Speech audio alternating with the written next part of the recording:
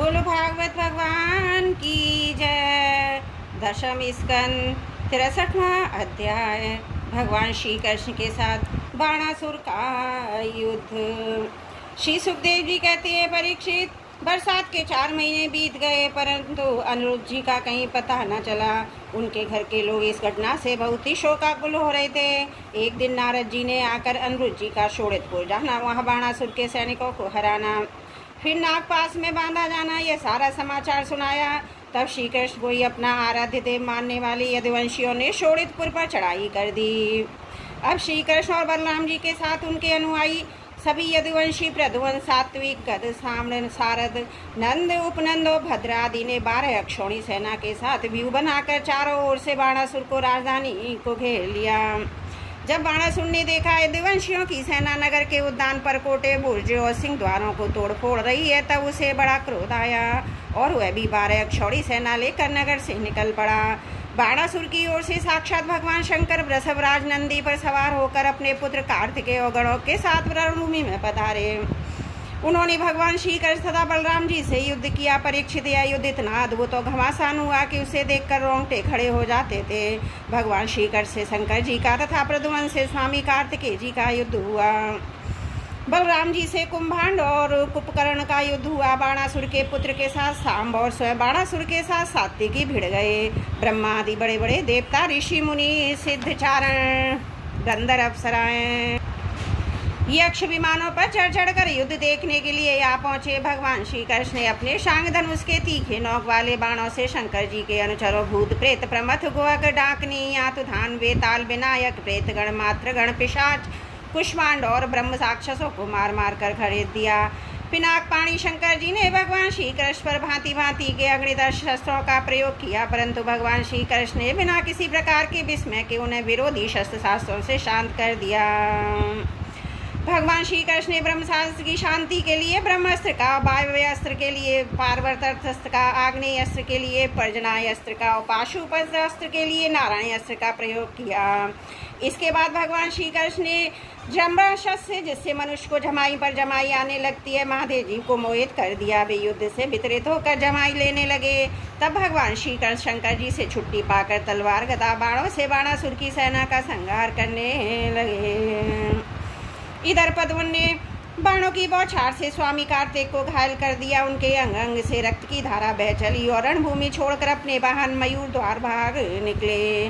बलराम जी ने पहले मूसल की चोट से कुंभांड और कुंभकर्ण को घायल कर दिया। वे रणभूमि पर गिर पड़े। इस प्रकार अपने सेनापतियों को हताहत देखकर बाणासुर की सारी सेना तितर बितर हो गई।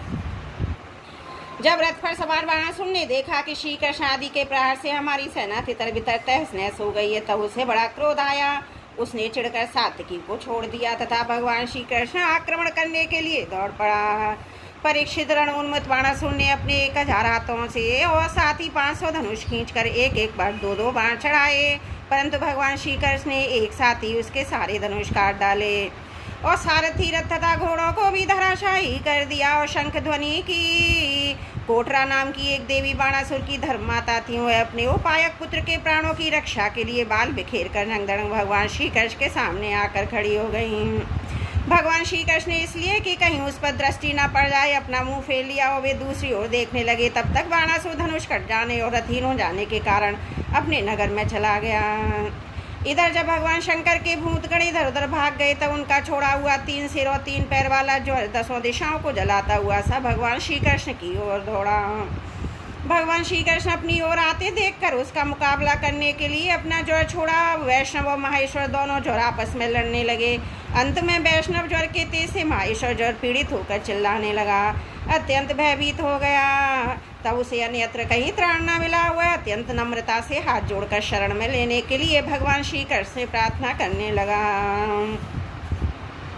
ज्वर ने कहा, प्रभु आपकी शक्ति अनंत है, आप ब्रह्मादि ईश्वरों के भी परम परमेश्वर हैं, आप सबके आत्मा सर्वस्वरूप हैं, आप अद्वितीय और केवल ज्ञान स्वरूप हैं। संसार की उत्पत्ति, स्थिति, संहार के कारण आप ही हैं।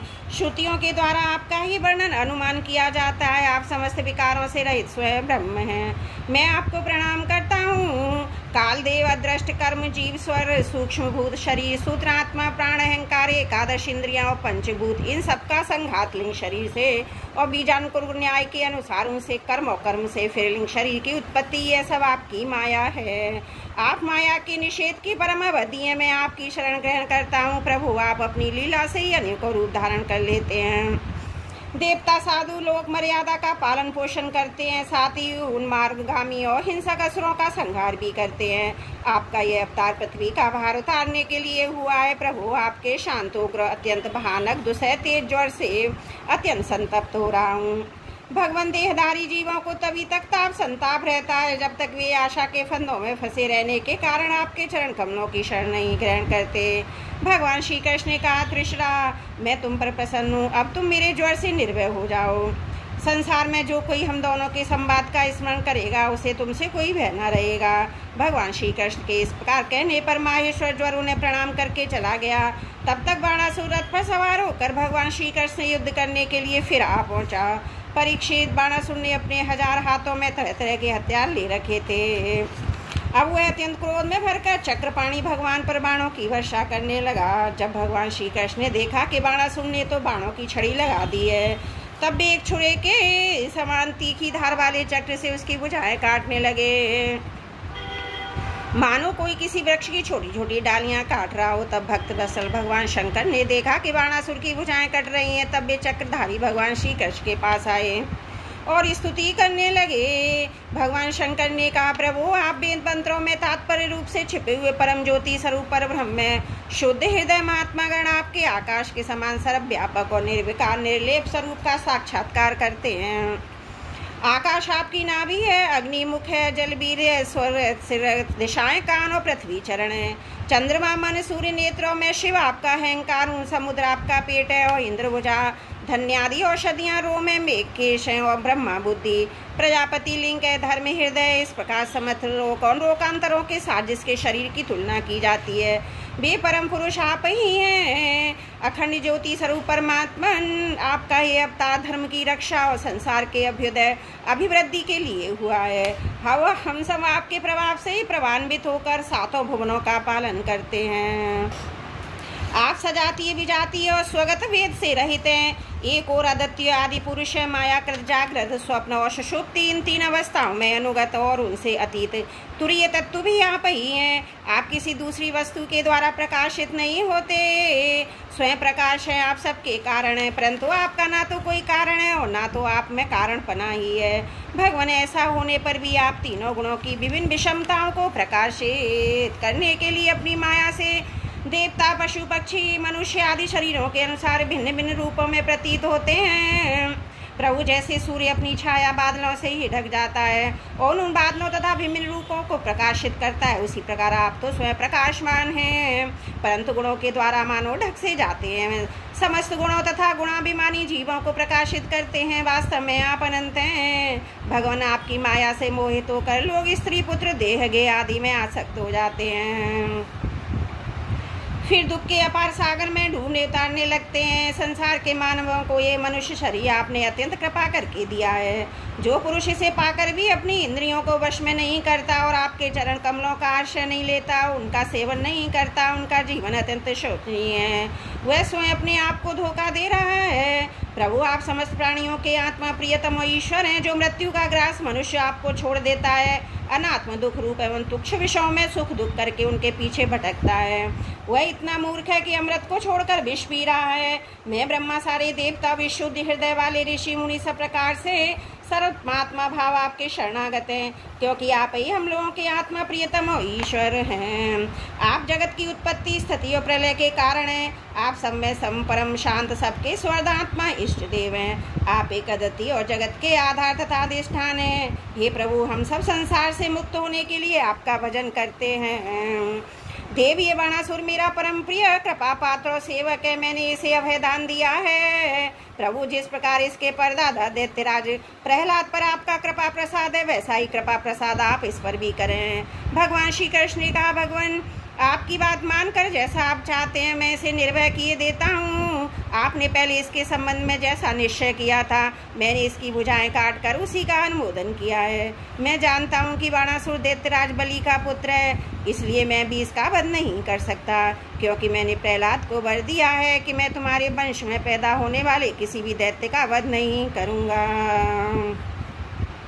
इसका घमंड चूर करने के लिए ही मैंने इसकी भुजाएं काट दी हैं। इसकी बहुत बड़ी सेना पृथ्वी के लिए बाहर हो रही थी, इसलिए मैंने इसका संहार कर दिया है। अब इसकी 4 भुजाएं बच रही हैं, ये अजर अमर बनी रहेंगी। ये बाणासुर आपके पार्षदों में मुख्य होगा। अब किसी को किसी से एक प्रकार का भय नहीं है। श्री कृष्ण ने इस प्रकार अभयदान प्राप्त करके बाणासुर ने उसके पास आकर धरती में माथा टेका, प्रणाम किया। अनिरुद्ध जी को अपनी पुत्री उषा के साथ रथ पर बिठाकर भगवान के पास ले आया। इसके बाद श्री कृष्ण ने महादेव जी की सम्मति से वस्त्र अलंकार आभूषित उषा अनिरुद्ध जी को अक्षौणी सेना के साथ आगे करके द्वारका के लिए प्रस्थान किया।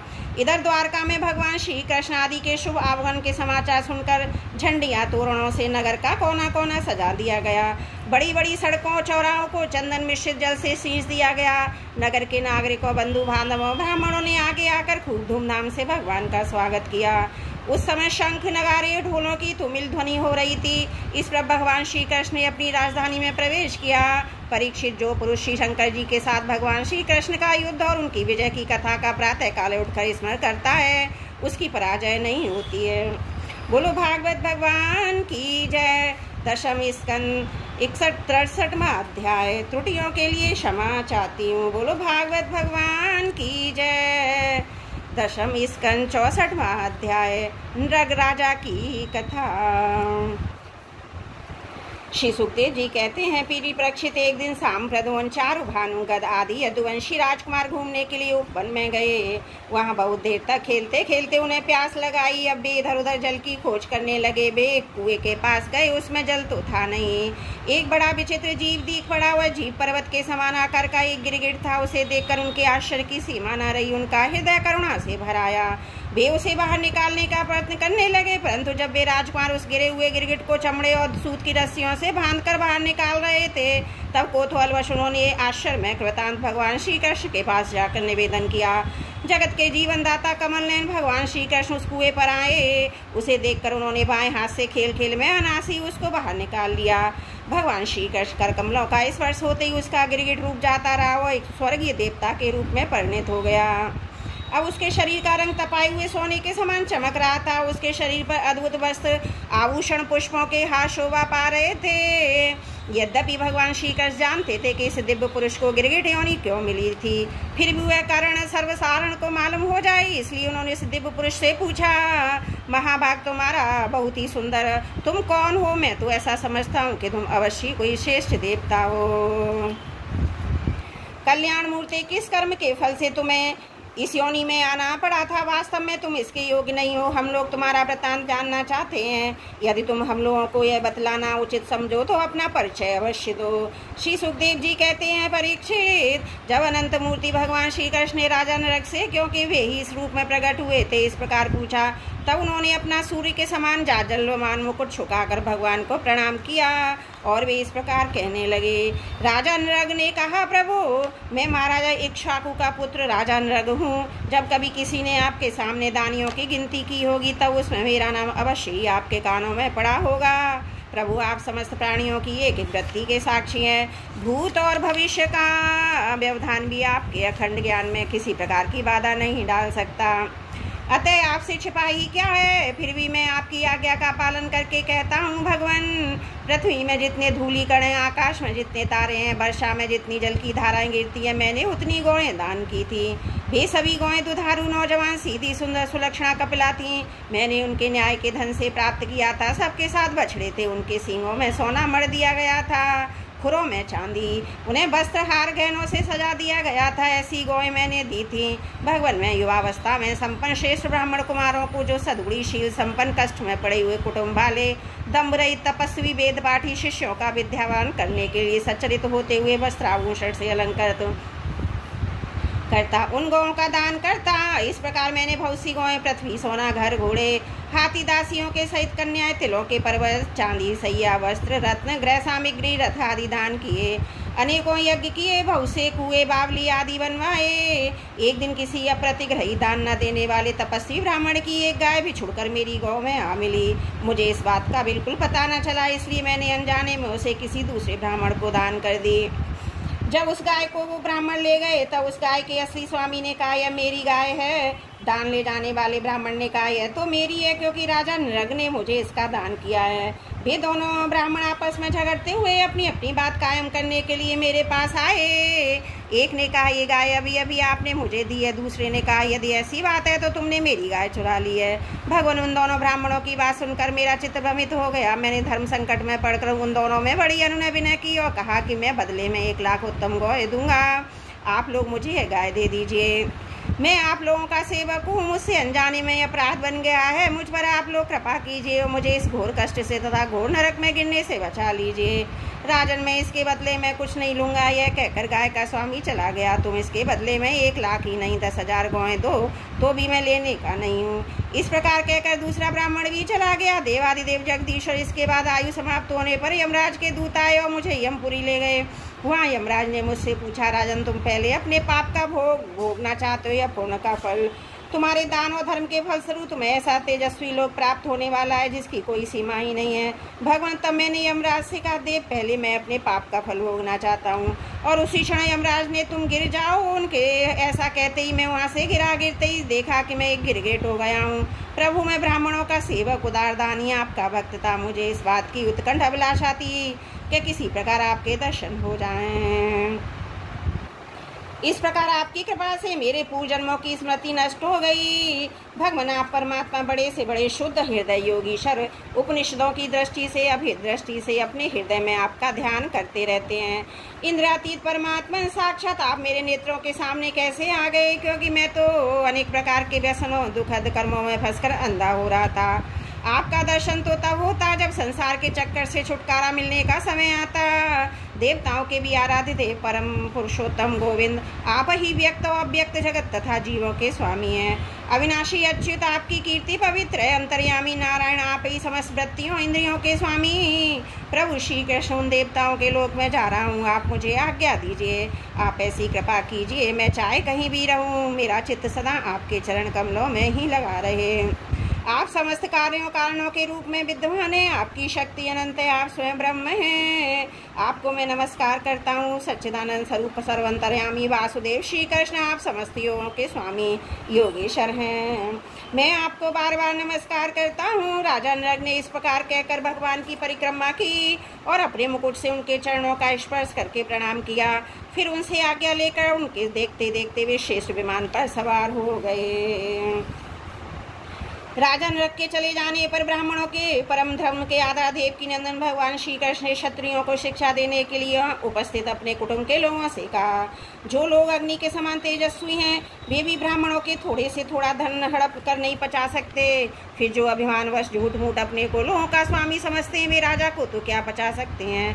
मैं हलाहल विष को पीस नहीं सकता क्योंकि इसकी चिकित्सा होती है, परंतु ब्राह्मणों का धनी परम विष है, उसको पचा लेने के लिए पृथ्वी में कोई औषध, कोई उपाय नहीं है। हलाहल विष केवल खाने वाले का ही प्राण लेता है, आग में जलने के द्वारा बुझाई जा सकती है, परंतु ब्राह्मण के धन रूप अरणि से जो आग पैदा होती है वह सारे कुल को समूल जला डालती है।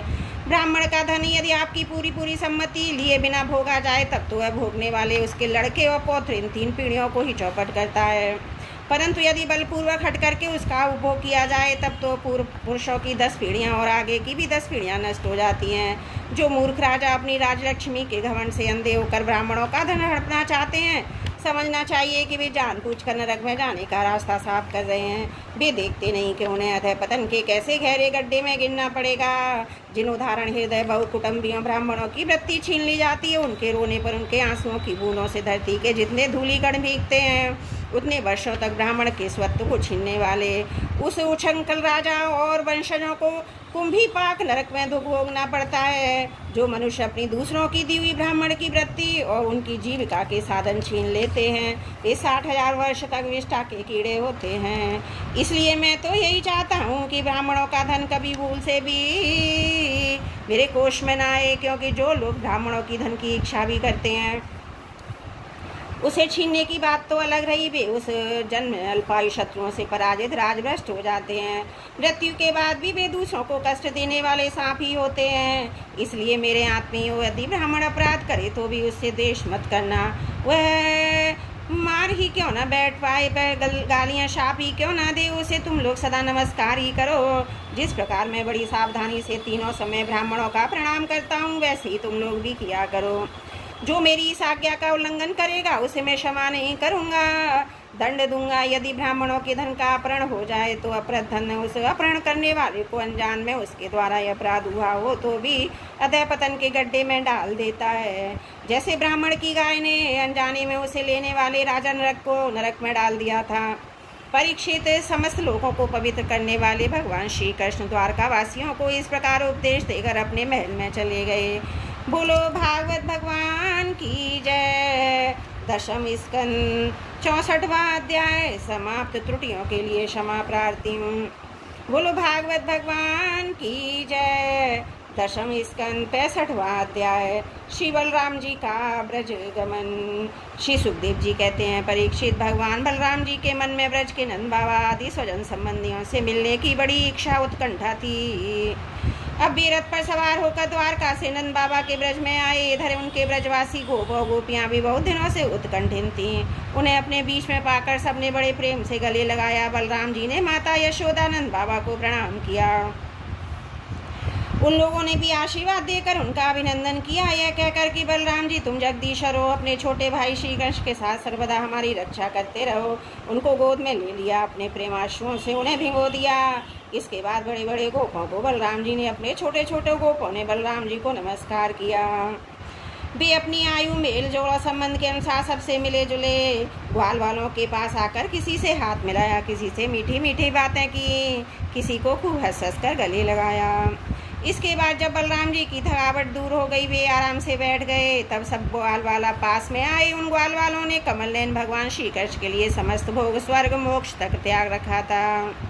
बलराम जी ने जब उनके और उनके घर वालों के संबंध में कुशल प्रश्न किया तब उन्होंने प्रेम गदगद वाणी से उनसे प्रश्न किया, बलराम जी, वसुदेव जी आदि हमारे सब भाई बंधु सकुशल हैं ना?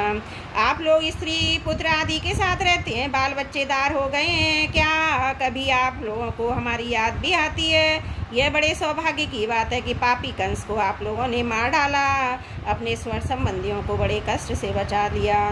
यह भी कम आनंद की बात नहीं है कि आप लोगों ने बहुत से शत्रुओं को मार डाला या जीत लिया। अब अत्यंत सुरक्षित दुर्ग किले में आप लोग निवास करते हैं।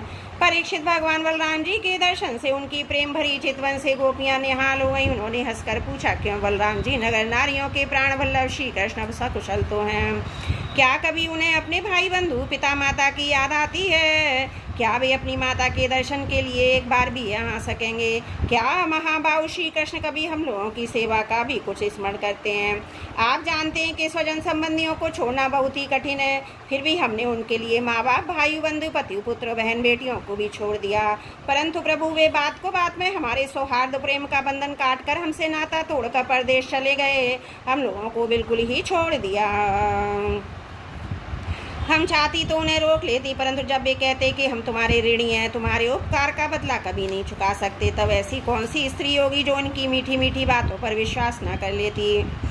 एक गोपी ने कहा, बलराम जी, हम तो गांव की गंवार ग्वालिनें ठहरी उनकी बातों में आ गई, परंतु नगर की स्त्रियां तो बड़ी चतुर होती हैं, भला वे चंचलों के तक श्री कृष्ण की बातों में क्यों फंसने लगी?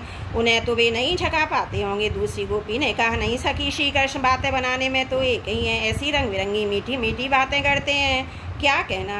उनकी सुंदर मुस्कुराहट और प्रेम भरी चितवन से नगर नारियां भी प्रेमावेश से व्याकुल हो जाती होंगी और वे अवश्य उनकी बातों में आकर अपने को निछावर कर देती होंगी। तीसरी गोपी ने कहा, अरे गोपियों, हम लोगों को उसकी बात से क्या मतलब? यदि समय ही काटना है तो कोई दूसरी बात करो। यदि उस निष्ठुर समय हमारे बिना बीत जाता है तो हमारा भी उसी की तरह भले ही दुख से क्यों ना ही कट जाएगा। अब गोपियों के नेत्रों के सामने भगवान श्री कृष्ण की हंसी प्रेम भरी बार चारुचित मन अनूठी चाल प्रेमालिंग आदि मूर्तिमान होकर नाचने लगे।